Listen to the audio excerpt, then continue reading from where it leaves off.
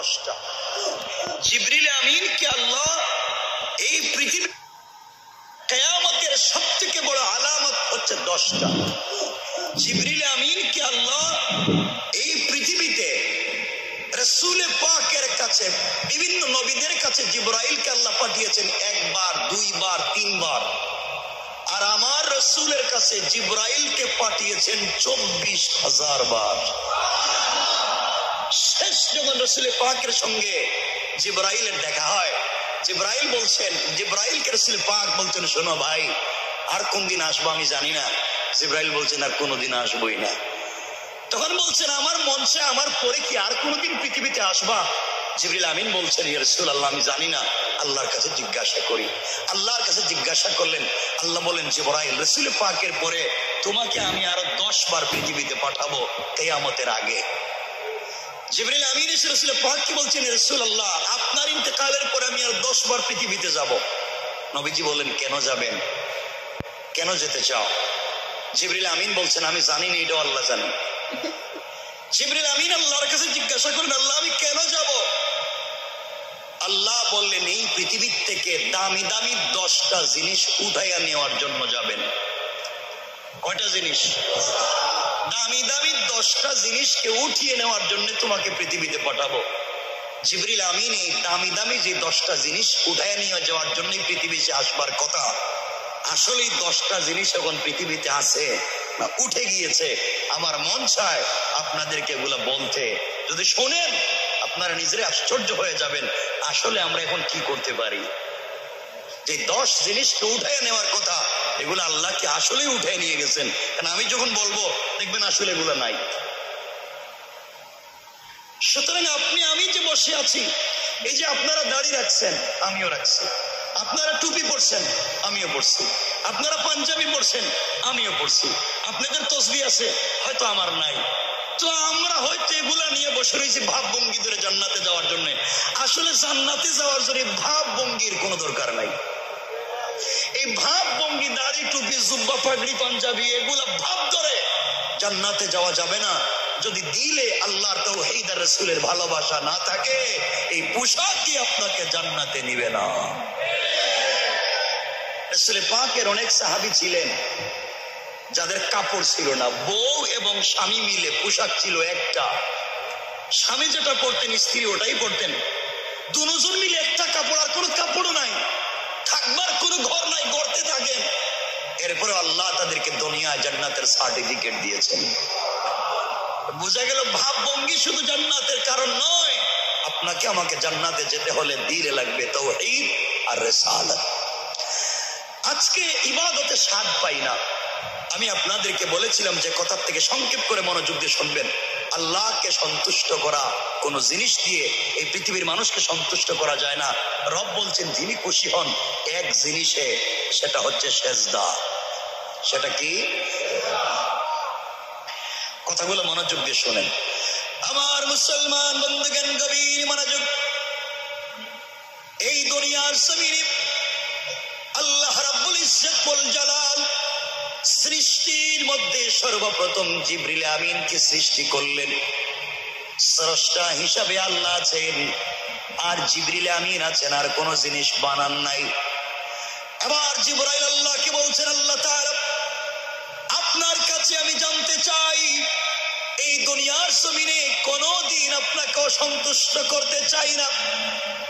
যতদিন পর্যন্ত আপনি থাকবেন আর পৃথিবী থাকবে, ততদিন আপনি আমার উপরে সন্তুষ্ট থাকবেন। কি করা লাগবে?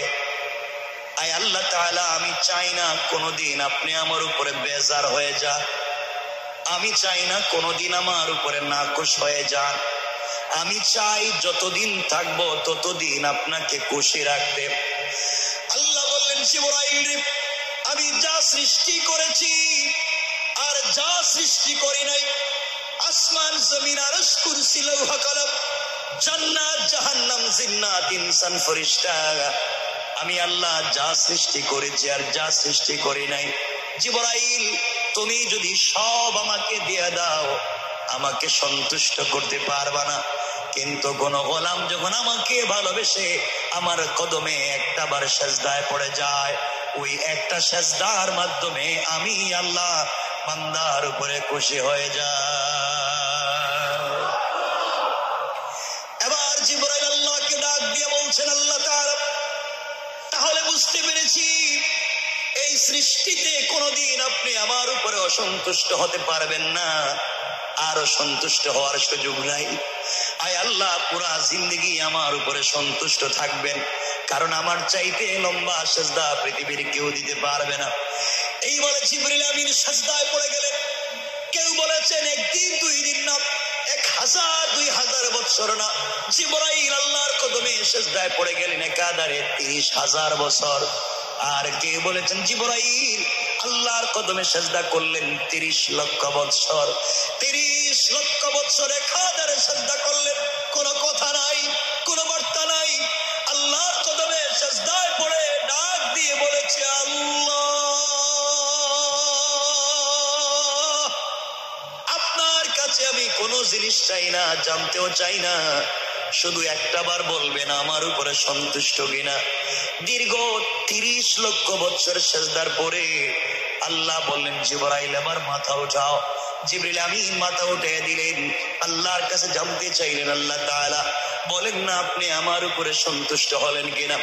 আল্লাহ বললেন, জিবরাইল 30 লক্ষ বছর সেজদা করেছো, আমি তোমার উপরে সন্তুষ্ট কিনা তুমি জানতে চাও?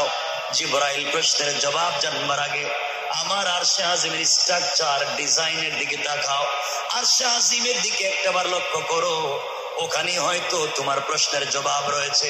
জিবরিল আমিন আরশে আজিমের দিকে লক্ষ্য করলেন, ওখানে তাকাইয়া দেখেন লেখা আছে লা ইলাহা ইল্লাল্লাহ মুহাম্মাদুর রাসূলুল্লাহ। আল্লাহর কাছে ডাক দিয়ে বলছেন, আল্লাহ তাআলা 30 লক্ষ বছর আপনার কদমে সেজদা করেছি, আপনি সন্তুষ্ট হয়েছেন কিনা আমি জানতে চাই। কিনা আপনি আমাকে কালিমা দেখাইয়া দিলেন, ওই কালিমার সঙ্গে আমার সেজদার সম্পর্ক কি? আল্লাহ বললেন, জিবরাইল তুমি শোনো, আমার আখিরি জামানার পয়গম্বর হাবিবুল্লাহ, যাকে কলিজার থেকে ভালোবেসেছি, যাকে উপলক্ষ করে দুনিয়াকে সাজাইলাম, তাকে আমি হাবিবুল্লাহ বানিয়েছি, কলিজার বন্ধু বানিয়েছি। এই কালেমা আমি আল্লাহ তাকে গিফট করতে চাই, উপহার দিতে চাই। আয় আল্লাহ তাআলা বুঝলাম তো কালিমা গিফট করবেন, আমার প্রশ্নের জবাব কি? আল্লাহ বলেন, এবার শোনো জিবরাইল, এই কালিমা আমি যাকে গিফট করতে চাই, সেই আখিরি জামানার পয়গম্বরের আখিরি জামানার উম্মতেরা, আমার আখিরি জামানার গোলামেরা দুনিয়ার জমিনে যাওয়ার পরে প্রতিদিন কমপক্ষে 5 ওয়াক্ত সালাত ফরজ পড়বে। কত ওয়াক্ত? আখিরি জামানার গোলামেরা 5 ওয়াক্ত সালাত ফরজ পড়বে। 5 ওয়াক্ত সালাতে কমপক্ষে 17 রাকাত সালাত ফরজ পড়বে। কত রাকাত? আবার বলেন, 17 রাকাত সালাত ফরজ পড়বে। ফজরের সালাত 2 রাকাত, যোহরের 4 রাকাত, কত হলো? আসরের 4 রাকাত, কত হলো? মাগরিবের 3, কত হলো? ইশার 4, কত হলো? আল্লাহ বলেন, আখিরি জামানার গোলামেরা দুনিয়ায় যাওয়ার পরে কমপক্ষে 17 রাকাত সালাত ফরজ পড়বে। প্রত্যেকটা রাকাতে কমপক্ষে 2টা করে সেজদা দিবে। প্রত্যেকটা সেজদায় কমপক্ষে 3 বার করে পড়বে সুবহানা রাব্বিয়াল আলা। আবার যে গোলাম একবার সেজদায় গিয়ে পড়বে সুবহানা রাব্বিয়াল আলা, ও জিবরাইল তুমি 30 লক্ষ বছর সেজদায় পড়ে যেই শান, যেই মান, যেই মর্যাদার মালিক হতে পারো নাই, আখিরি জামানার গুনাহগারেরা একটাবার সেজদায় গিয়ে যখন আমাকে ডাক দিয়ে পড়বে সুবহানা রাব্বিয়াল আলা, তার ওই একবারের সুবহানা রাব্বিয়াল আলার মর্যাদা তোমার 30 লক্ষ বছরের সেজদার চাইতে আমি আল্লাহর কাছে বাড়ি হয়ে যায়। আল্লাহু আকবার। ও জিবরাইল, আমাকে সন্তুষ্ট করার পদ্ধতি হলো সেজদা। বান্দা যখন উঁচা মাথাটাকে আমার কদমে লাগাইয়া দে। সুতরাং দুনিয়ার জমিনে আল্লাহকে সন্তুষ্ট করার সুযোগ হলো সেজদা। সুতরাং এই পৃথিবীতে আমাদেরকে সেজদা করা লাগবে কাকে? আওয়াজ করে বলেন। কিন্তু আফসোস হচ্ছে আমার কষ্ট যেখানে আপনাদের প্রতি, মসজিদে যদি নামাজ একটু দেরি হয়, ইমাম সাহেব যদি রুকু একটু লম্বা করে, সেজদাটা একটু লম্বা করে, তো মুসল্লিরা পিছনে কথা বলা শুরু করে। এমনটা কেমন লোক? বুড়া মানুষ বসে রয়েছে, বুড়া মানুষ সেজদা দিতেছে, আর বেচারা লম্বা সেজদা করতেছে। আর বাবা 24টা ঘন্টায় 24টা ঘন্টা প্রতিদিন 24টা ঘন্টার 23টা ঘন্টা তুমি দুনিয়ার কাজ করো, একটা ঘন্টা আল্লাহরে দিতে পারো না? তুমি কেমন নিমক হারাম, একটা ঘন্টা আল্লাহরে দিতে পারো না? কথা বলেন না কেন? একটা ঘন্টা দেওয়া যায় না? আমি বলছি না আপনারা ব্যবসা বাণিজ্য বাদ দেন, আমি বলছি না বিয়ে শাদী বাদ দেন, ব্যবসা বাণিজ্য করেন, চাকরি করেন, বাচ্চা কাচ্চা দেখেন, স্ত্রীর সাথে সময় কাটান, ফ্যামিলির সাথে সময় কাটান, রাজনীতি করেন, যা ভাল লাগে তা করেন, সব করেন। 24টা ঘন্টায় একটা ঘন্টা আল্লাহরে দেওয়া যায় না? আমি আবার বলছি, একটা ঘন্টা একসাথে দেওয়ার দরকার নেই। ফজরের সময় 20 মিনিট দিলে চলবে, জোহরে আরো 20 মিনিট দিলে চলবে, আসরে আরো 20 মিনিট দিলে চলবে, মাগরিবে 10টা মিনিট দিলে চলবে, এশায় 10টা-20টা মিনিট দিলে চলবে। এটা পারবো না আমরা? কথা বলেন না কেন পারবো না? ইনশাল্লাহ তো বলেন। তো নামাজে তো থাকেন না। ও জওয়ানেরা, তোমাদেরকে বলছি ভাই, আমিও তোমাদের মতো জওয়ান। তোমরা তো আজকালকে দুনিয়া দুনিয়া দুনিয়া দুনিয়া বলে ব্যস্ত। তোমাদেরকে দুনিয়াই কবরে নিয়ে যাবে। মনে রাখবে, এই পৃথিবীতে মরে যাওয়ার পরে তুমি যে 24 ঘন্টা যে দুনিয়ার পেছনে দৌড়াইছো, যখনই তুমি মরবা, সাথে সাথে তোমার সাথে যেই জিনিসের সম্পর্ক শেষ, এটা হচ্ছে দুনিয়ার সম্পদ। কথা বলেন না কেন? তুমি দুনিয়ার সম্পদ মরে যাওয়ার সাথে সাথে ওয়ারিসকে দিলেও ওয়ারিস মালিক, না দিলেও ওয়ারিস মালিক, কেউ না থাকলেও রাষ্ট্র মালিক, কিন্তু তোমার মালিকানার নাই। কথা বলেন না কেন? কার জন্য এত কিছু করতেছে? আমার কথা কি শোনা যায়? কার জন্য এত কিছু করতেছেন? জওয়ান তোদেরকে বলছি, জওয়ান যারা আছো আমাদের মতো, তোমরা তো খারাপ হয়ে গেছো। মসজিদের ভিতরে তো সব কথা আজকে বলতে পারবো না, তোমরা তো খারাপ হয়ে গেছো। জওয়ান আজকালকে এত খারাপ হয়েছে, আমার বড় ব্যথা লাগে। ও জওয়ান, তোদেরকে বলছি ভাই, আজকাল সারাদিন মোবাইল চালায়, সারা রাত ট্যাব ল্যাপটপ মোবাইল চালায়, সারা রাত মোবাইল চালাইতে চালাইতে যুবক যখন ঘুমাতে যায়, ঘুমাতে গেলে দেখে রাত শেষ। হ্যাঁ, ঘুমাতে গেলে দেখে রাত শেষ, ঘুম থেকে উঠে দেখে দিন শেষ, আর এদের চিন্তা করতে করতে মা বাপের জিন্দগি শেষ। কথা বলেন না কেন? কেন জওয়ান, তোমার কি হয়েছে? কেন ভাই? আর তুমি এত খারাপ হয়েছ? মহিলা কলেজের ছুটি হলে মোটরসাইকেল নিয়ে কলেজের গেটে যাও, ওখানে তোমার কাম কি? এখানে তোমার কাজ কি? এরপরে যুবকেরা মসজিদে নামাজে চলে আসে, পকেটে ফেন্সিল ইয়াবা নিয়া। কথা বলেন না কেন? ইয়াবা খায়, বাবা খায়। কি হয়ে গেল এই যুবকের? খাইয়া মাঝখানে জমা করে থুইছে। কথা বলেন না কেন? কি শুরু করছো তোমরা? এখন কি আল্লাহর কাছে কি জবাব দিবা গিয়া? এই জন্য আজকের কথাগুলো মনোযোগ দিয়ে শোনো। লম্বা করবো না, কারণ 11টা হচ্ছে। লম্বা করবো না, কিন্তু কথাগুলো শোনো শেষ পর্যন্ত। কি বলতে চাই? ও যুবক, আমিও মারা যাব, তুমিও তো মারা যাইবা, কেউ কিন্তু থাকবা না এখানে। জন্ম যেহেতু নিয়েছি, মরা লাগবেই। আমি জানতে চাই, কি নিয়ে যেতে চাও? কি আছে তোমার কাছে নিয়ে যাওয়ার মতো? 8টা গুণের কথা বলতে চাই। এই 8টা গুণ লম্বা হয়ে যাবে বলবো না, শুধু আপনাদেরকে এতটুকুন বলবো। আজকে ওই যে বললাম সেজদা যদি আল্লাহর কদমে দিতে পারেন, আপনাদের কি বিশ্বাস হয়? রব বলেছেন, আমার কদমে যদি কেউ সেজদা দিয়া আমাকে খুশি করতে পারে, জান্নাতের জিনিসও তার ঘরে পাঠিয়ে দিতে পারে। সুবহানাল্লাহ বলেন। আপনাদের মোটামুটি বিশ্বাস হচ্ছে না? বিশ্বাস না হওয়ার কথা। হ্যাঁ, কোরআন বিশ্বাস করেন? সত্য যে আমি যদি ঠিক মতো ইবাদত করি, আল্লাহ চাইলে আমাকে জান্নাত থেকে কোনো জিনিস পৃথিবীতে দিতে পারে। বিশ্বাস হয়? বিশ্বাস হয়? আল্লাহর কাছে বলতে পারো না কেন? মালিকের মালিক তো আল্লাহ, মালিকের মালিক তো আল্লাহ। আল্লাহর কাছে বলতে পারো না, আল্লাহর কাছে চাইতে পারো না। আজকে আমরা এদিকেই যাব। আজকের মূল ফোকাস থাকবে কথার, আমরা আল্লাহর কাছে সেজদা দিয়া সব আদায় করতে পারি ইনশাআল্লাহ। যুবক তোদেরকে বলছি ভাই, মা বাপকে সময় দাও, মা বাপকে একটু দেখে শুনে রাখো। মা বাপ মরে গেলে আর কারে দেখবা? তুমিও যখন মা বাপ হইবা তোমার সন্তান তোমাকে দেখবে না।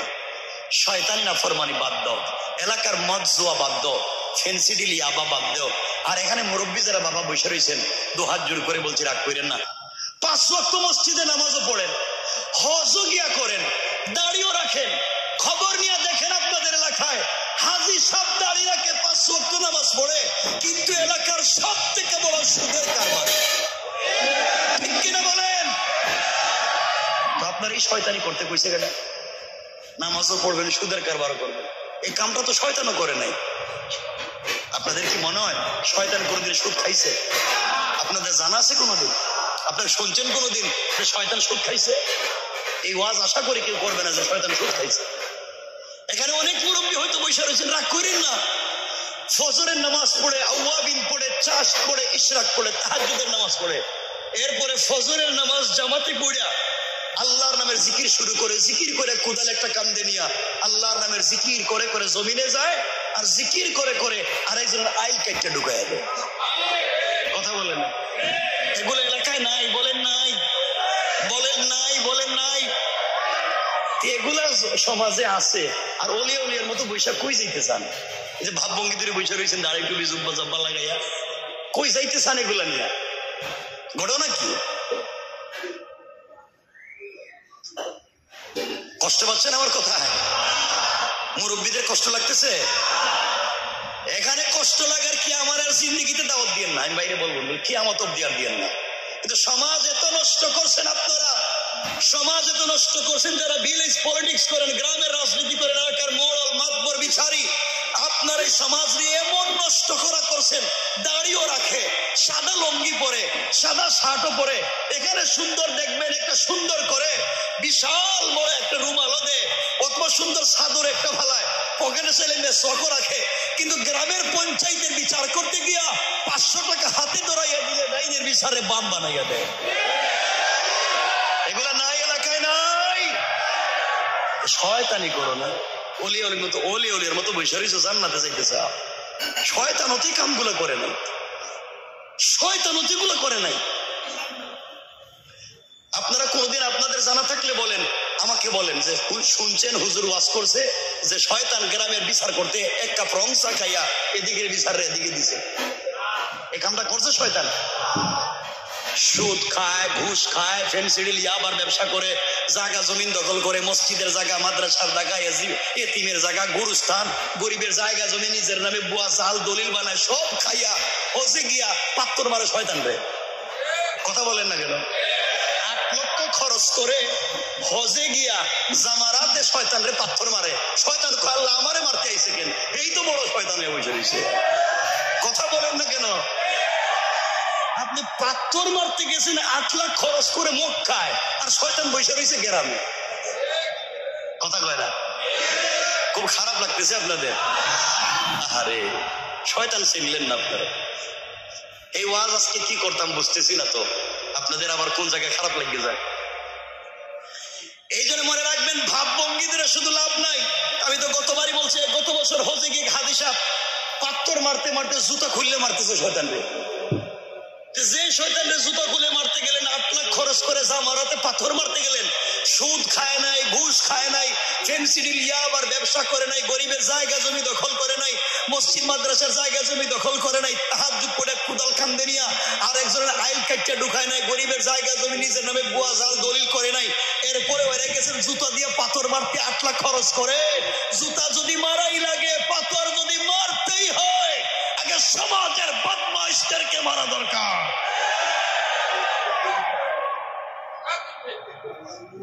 সমাজটা খায়া বসে রয়েছে, আর পাথর মারতে 8 লাখ খরচ করে মক্কায় গেছেন। শয়তান হতে কামটা করে না। আল্লাহর ওয়াস্তে এগুলো বুঝো।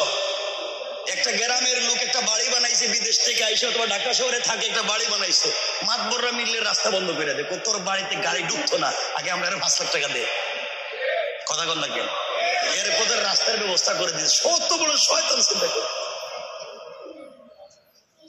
আল্লাহ আমাদেরকে হেফাজত করুক। কষ্ট পাইতেছেন আপনারা? কথাগুলো শোনেন, খালি জিকির করবেন, তসবিহ পড়বেন, জান্নাতে চলে যাইবেন, কাজ হবে না। কারণ শোনেন, কেন বললাম এই যে তসবিহ, আপনার দাড়ি আছে, আমারও আছে, এই সমাজের বহুত হিন্দু ভাইরাও দাড়ি রাখে, নাইনি দাড়ি? হিন্দুদের আসেনি? আসেনি? তা আমারও আছে, তারও আছে, তো সমস্যা কি? আপনার টুপি আছে, আমারও আছে, শিখেরাও তো টুপি পরে, আসেনি? পাগড়ি আসেনি? আপনি বড় রুমাল দিয়ে বড় শাইখের মতো লম্বা জুব্বা পরে বসে থাকবেন। ইহুদিরা সব থেকে, দুনিয়ার সব থেকে লম্বা জুব্বা পরে ইহুদিরা, সব থেকে সুন্দর রুমাল দেয় মাথায় ইহুদিরা। কথা কন না কেন? ভাব আপনি কি ধরছেন, হেরাও তো ভাব ধরছে। আপনি তসবিহ পড়েন, ব্রাহ্মণ যারা আছে সমাজের, ব্রাহ্মণ, হিন্দুদের ব্রাহ্মণ, তারাও তো তসবিহ পড়ে, দেখছেনই তসবিহ। হেরা কিন্তু দেখাইয়া পড়ে না, হাতে আগে একটা কাপড়ের ব্যাগ নেয়, ও ব্যাগে হাত ঢুকাইয়া পড়ে, যাই পড়ে এটাই পড়ে। তা আপনি তো দেখাইয়া পড়েন, হে তো গোপনে পড়ে। কথা বলেন নাকি?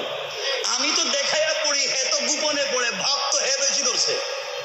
কথা বলেন, কি ভাব ধরছেন আপনি? আমি ভাব ধরে জান্নাত, আল্লাহর ওয়াস্তে এগুলো দিয়ে শুধু জান্নাতে যাওয়া যাবে না। জান্নাতে যেতে হলে দিলটা পরিষ্কার লাগবে, দিলে তাওহীদ, দিলে রাসূলের রিসালাত, এছাড়া আর কোনো পদ্ধতি সামনের দিকে নিয়ে যাই। মনোযোগ দিয়ে শোনেন, কি করে জান্নাতে যাবেন। যেটা বলতে চাইছিলাম, পৃথিবীতে বেঁচে থাকলেও জান্নাতের কাপড় চোপড় পাওয়া যায়, জান্নাতি জিনিস বাড়িতে আনা যায়। দেখেন আমার মুসলমান বন্ধুগণ, গভীর মনোযোগ। এই দুনিয়ার জমিনে আমার কলিজার টুকরা রাসূল হাবিবুল্লাহ, রাসূল পাক সাল্লাল্লাহু আলাইহি ওয়াসাল্লামের কলিজার টুকরা মেয়ে হযরতে ফাতেমা, ছোট মানুষ, তখন পর্যন্ত বিয়ের বয়স হয় নাই। মনোযোগ দিয়ে শোনেন, হযরতে ফাতেমার সঙ্গে তার এলাকার এক ইহুদির মেয়ের সম্পর্ক হয়ে গেল, বন্ধুত্বের সম্পর্ক। ইহুদির মেয়ের সঙ্গে হযরতে ফাতেমার বান্ধবীর সম্পর্ক হয়ে গেল। ইতিহাসে দুইটা কথা পাওয়া যায়, মনোযোগ দিয়ে শোনো। কেউ বলেছেন সম্পর্ক 6 বছর, কেউ বলেছেন সম্পর্ক 12 বছর। এই লম্বা সম্পর্ক ফাতেমার সঙ্গে ইহুদির মেয়ের হয়ে গিয়েছে। মেয়েটা প্রতিদিন বাবার বাড়ি থেকে সকালবেলা ফাতেমার কাছে আসে, সারাদিন ফাতেমার সঙ্গে থাকে, বিকেল বেলা চলে যায়। থাকতে থাকতে ফাতেমার আদর্শ, ফাতেমার চরিত্র, আমানতদারি সে বুঝে ফেলেছে। সিদ্ধান্ত নিয়েছে এই পৃথিবীতে ফাতেমার মতো মহিলা মেয়ে বোধহয় আর নাই। সে ফাতেমার এত ভক্ত হয়ে গিয়েছে, দুনিয়ার জমিনে ফাতেমার মতো বিশ্বস্ত আর কাউকে মনে করে না।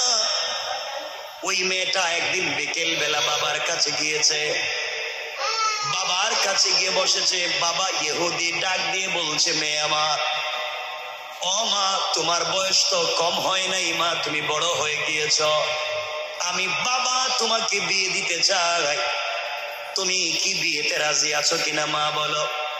মেয়ে ডাক দিয়ে বলতেছে, আব্বা জান, আপনি আমার জন্য ছেলে ঠিক করবেন, আপনি আমাকে বিয়ে দিবেন, আমি মেয়ে হিসাবে মানতে যাব না কেন, বাবারা তো মেয়েদের ভালো চায়।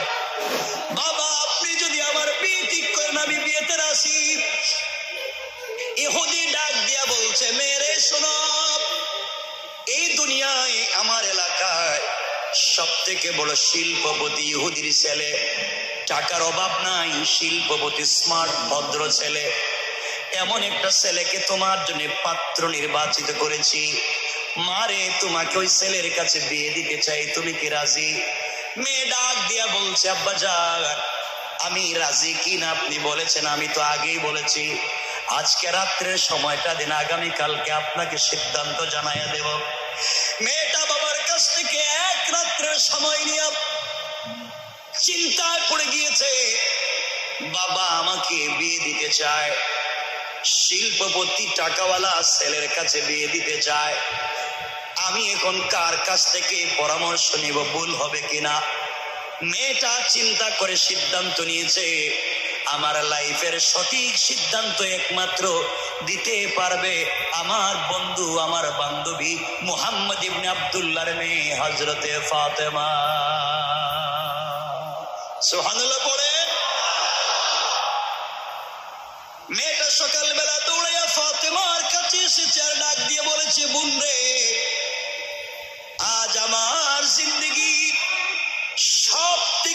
সিদ্ধান্ত নিতে তোমার কাছে এসেছি। আমার বাবা আমাকে বিয়ে দিতে চায়। আমার বাবা আমার জন্য ইহুদির এক সম্ভ্রান্ত টাকাওয়ালার ছেলেকে ঠিক করেছে। আমি বিয়েতে রাজি হব কিনা তোমার কাছে জানতে চাই। ফাতেমা ডাক দিয়ে বলেছেন, বোন রে, আমি মুসলিম, তুমি ইহুদি, তোমার পার্সোনাল লাইফে আমি কোনো পরামর্শ দিতে পারি না, এই ব্যাপার তুমি বুঝো। মেয়ে ডাক দিয়া বলছি, ফাতেমা, এই পৃথিবীতে একমাত্র তোমাকে আমানতদার বিশ্বস্ত মনে করি, আমার চাইতে বিশ্বাস তোমাকে বেশি করি। তুমি আমার লাইফে যে সিদ্ধান্ত দিবে তা মেনে নেব, তুমি ছাড়া আমি কারো কথা বিশ্বাস করি না। এবার ফাতেমা বললেন, বোন রে শোনো, তোমার বাবা যেহেতু তোমার জন্য ছেলে ঠিক করেছে, কোন বাবাই তার মেয়েকে খারাপ জায়গায় বিয়ে দিতে চায় না, কোন বাবাই তার মেয়ের খারাপই চায় না, সকল বাবারাই চায় তার মেয়েগুলা ভালো থাকুক।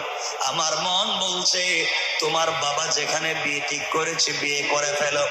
ইহুদির মেয়েটা ফাতেমাকে জড়াইয়া ডাক দিয়া বলেছে, বোন আমার, তুমি আমাকে বলেছো বিয়ে করতে আমি রাজি, একমাত্র কেবলমাত্র শুধুমাত্র তোমার কথায় আমি রাজি। তুমি বলেছো আমি বিয়ে করতে চাই, কিন্তু আমার একটা শর্ত আছে। আমার শর্ত হলো, তুমি যদি আমার বিয়েতে যাও, তুমি যদি আমার পাশে বসে থাকো, এই পৃথিবীর সব থেকে বড় আমানতদার মেয়েটা আমার কাছে বসবে, সব থেকে পৃথিবীর ভালো মেয়েটা আমার কাছে বসবে, আমাকে আশীর্বাদ করবে। আমার মন বলছে আমার জিন্দগিতে কোনো কষ্ট থাকবে না।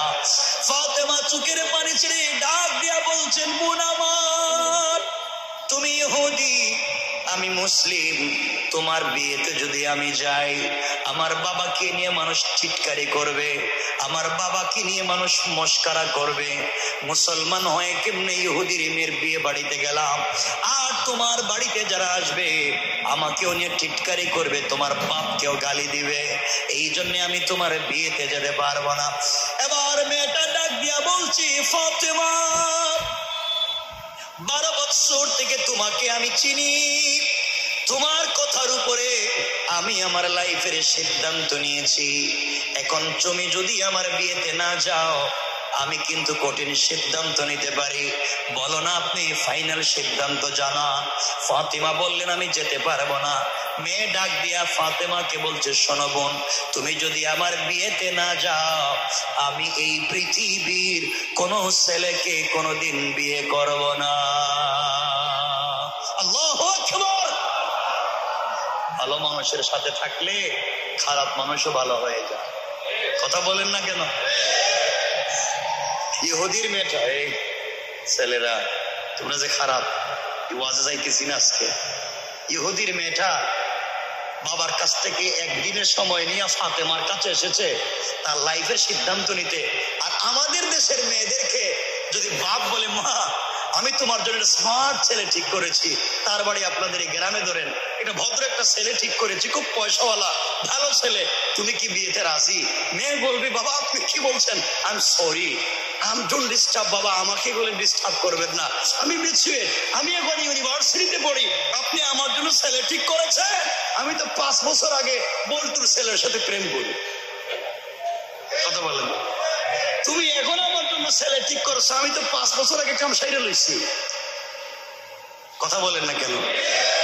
আছে না নাই?